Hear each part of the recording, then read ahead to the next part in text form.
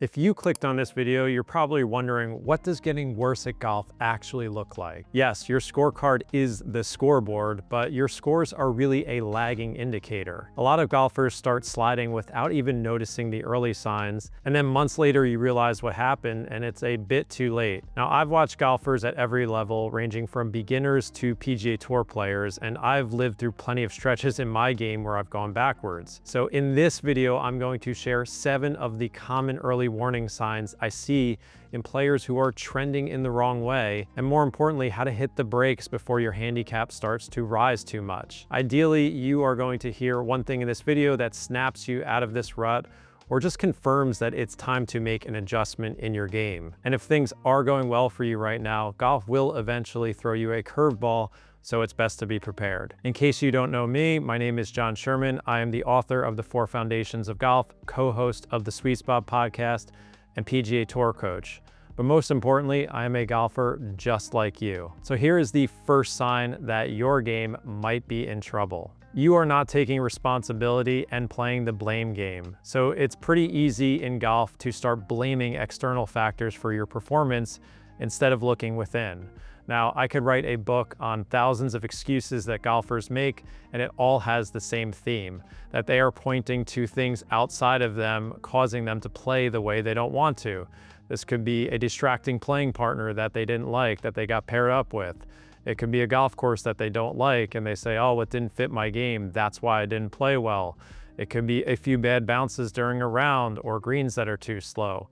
Literally, the list is endless, and there definitely is a balance here. Sometimes pro golfers are really good at blaming their caddies or spike marks on the green for a shot they didn't like, but they don't go overboard, and that's the problem I see with a lot of amateur players, is that they get into this rut where they're blaming everything but themselves for why their golf game isn't what they want it to be. And it's quite simple. At a certain point, you need to ask yourself, is this getting out of control? Am I getting too extreme with this blame game and not taking responsibility? Obviously, this game is incredibly difficult and it takes a while to get better at it, but the more you look inward and things that are within your control, and I'll give you some ideas in this video on how to do that, the better your game will be in the long run, and more importantly, you'll enjoy it more. So if you're the golfer that is blaming everything but yourself for how your game is, it's time to take a step back and look within. Now here's the second sign that you are struggling. Your ears are way too open and you're taking way too much advice. When things aren't going as well as we want, it's very easy to start listening to our friends on the golf course and the tips they're giving, or that random stranger on the range. But worst of all, the algorithm. Anyone can fire up Instagram, TikTok, and YouTube, which I'm on right now, obviously, and get inundated with all types of advice, mostly related to the golf swing. And here's the problem.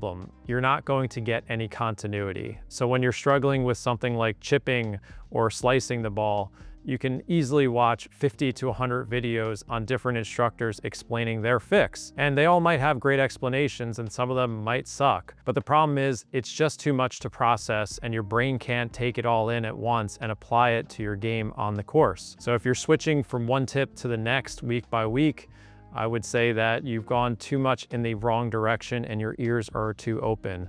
And I understand that technically I am part of the problem, but I'm trying to give you more generic advice that can be applied to golfers of all levels. So here's what you should do. Stick with one voice. If you do find a YouTube channel or an Instagram account that you like, an instructor whose information makes sense, try to listen to them only and not everyone else that the algorithm is going to feed you, which is really hard to do.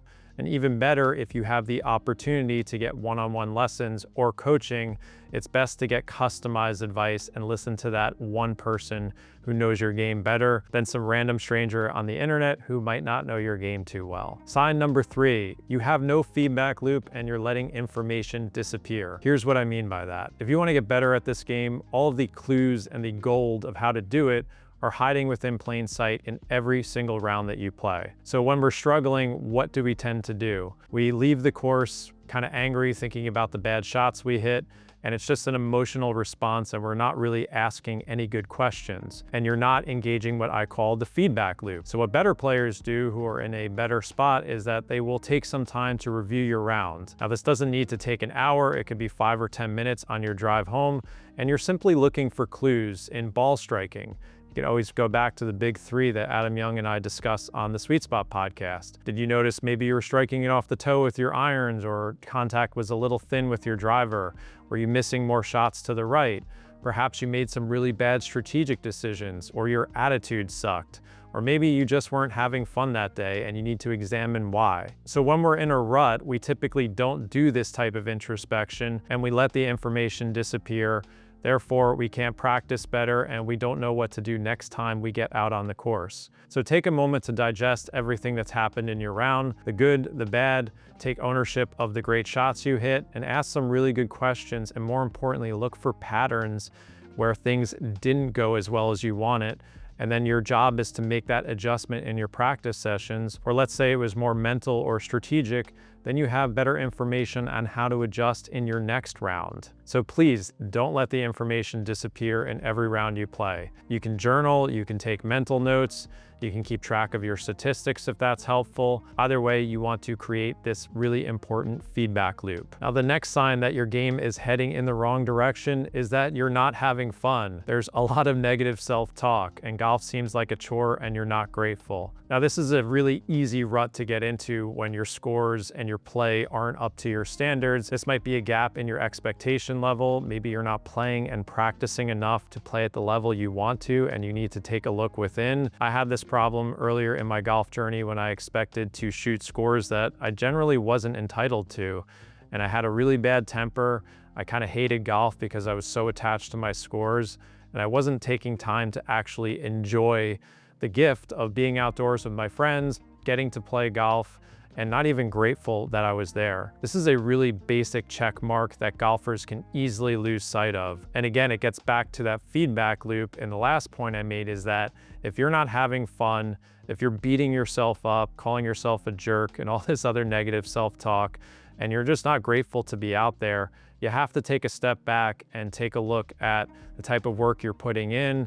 Are you playing enough? And start asking yourself good questions as to why you're in such a negative state. But this is one of the telltale signs that your game is heading in the wrong direction, and it is within your control to turn this around and start thinking about what you want out of this game and the type of fun that you actually want to have on the golf course. Sounds incredibly basic, but I've even had to do this lately myself after I've had a string of tournament rounds that I wasn't as happy with, and I just had to take a step back and realize, why am I doing this? It's not my living to play tournament golf. I'm out there to challenge myself and have fun. And next time I will readjust with a different mindset. And no matter what level of golf you're playing, whether you're an absolute beginner or intermediate player, or even an aspiring tour player, this is something that we need to ask ourselves and check in with all the time. Now, the fifth sign that your game is potentially in trouble is that you're looking around the course with total fear and all you see is trouble. And there's really two reasons for this, in my opinion. The first is that you really don't have any type of strategic game plan. Now, earlier in my golf journey, when I was a junior player and even in my 20s before I got to scratch level, I used to see trouble everywhere I looked on the course. Whether I was on the tee box or an approach shot, all I could see were the bunkers, the trees, or even water. Whatever was trouble, I would kind of focus on. And part of that had to do with the fact that I had no strategic plan. I had no way of picking targets, so I was just kind of winging it from shot to shot and aiming in a general direction without any type of analysis or system to pick targets. So my mind would just default to the fear.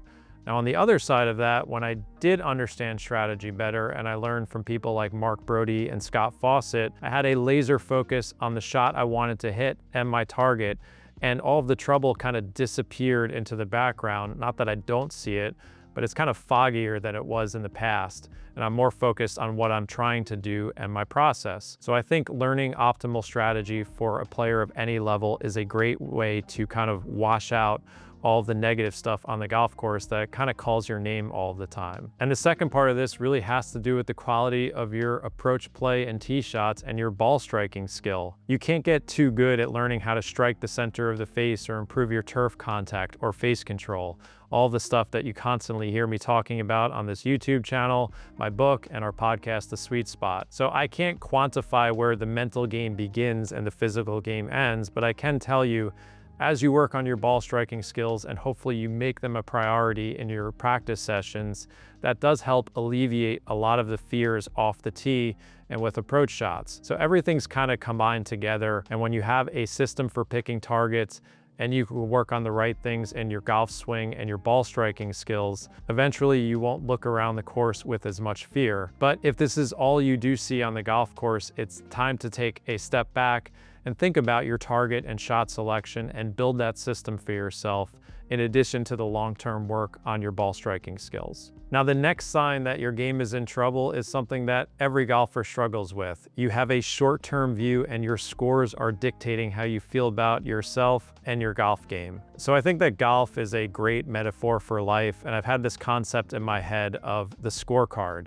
And when you only think about the scorecard in terms of the actual scores that you're shooting, then you're kind of stuck in the up and down roller coaster of the variability of golf. It's very common for players of all levels to have 20, 30, even 40 shot swings between their best and worst rounds. And if that's the only way you judge your game, then you're going to be stuck on this roller coaster where one day you feel great and the next day you're feeling horrible about yourself because the score wasn't what you wanted. This is kind of the same trap we fall into in other parts of life, where we let our short-term results dictate how we feel about ourselves, and it can be really unpleasant at times. So when you start to feel this addiction to the scorecard coming on, you have to take a big step back and think about the 40,000-foot view of your golf game, and think of it in terms of weeks and months or even the entire year, and stop letting every scorecard at the end of round dictate how you feel about your game, because you will be stuck on that roller coaster forever. So start to think about if your view is on the short term too much and you're only keeping one scorecard, which is the actual scores you're shooting on the course, and you haven't created a separate scorecard which is independent, stuff that you can control and do every round, whether it's your attitude, your habits, the way you select targets.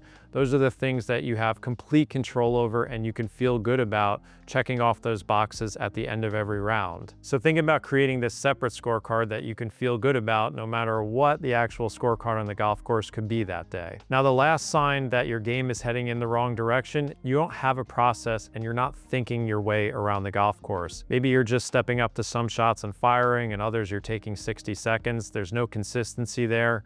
You're not thinking about your target, elevation changes, the wind, and more importantly, this isn't translating to your practice sessions. You kind of just show up and rifle through the bucket, hitting your driver 50 times in a row or whatever felt good that day. Either way, there's so many different ways to create these processes in your golf game, whether it's on the course or off the course.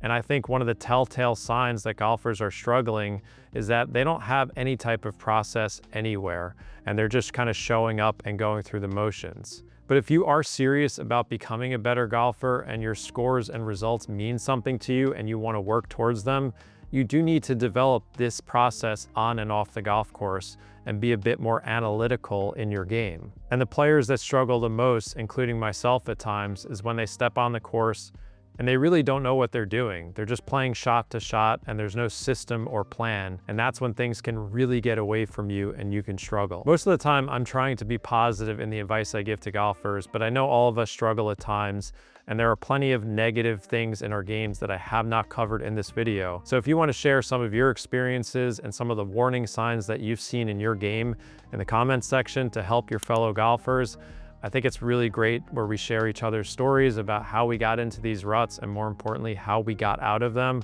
because this game is difficult and we do struggle at times. And if you need even more help with your game, I've got the entire blueprint in my book, The 4 Foundations of Golf. You can check it out on Amazon. And don't miss my last video where I cover the 3 things that every golfer should ask after every shot they hit.